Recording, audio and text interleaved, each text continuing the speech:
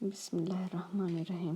سورہ بقرہ آیت نمبر 174 تا 176 میں اللہ پاک فرماتا ہے، جو لوگ اللہ کی کتاب سے ان آیتوں اور ہدایتوں کو جو اس نے نازل فرمائی ہیں چھپاتے اور ان کے بدلے تھوڑی سی قیمت یعنی دنیاوی منفعت حاصل کرتے ہیں، وہ اپنے پیٹوں میں محض آگ بھرتے ہیں۔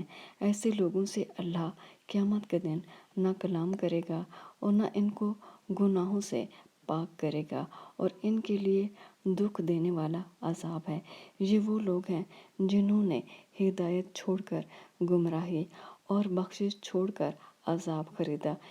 یہ آتش جہنم کی کیسی برداشت کرنے والے ہیں۔ یہ اس لیے کہ اللہ نے کتاب سچائی کے ساتھ نازل فرمائی، اور جن لوگوں نے اس کتاب میں اختلاف کیا وہ ضد میں آ کر نیکی سے دور ہو گئے ہیں۔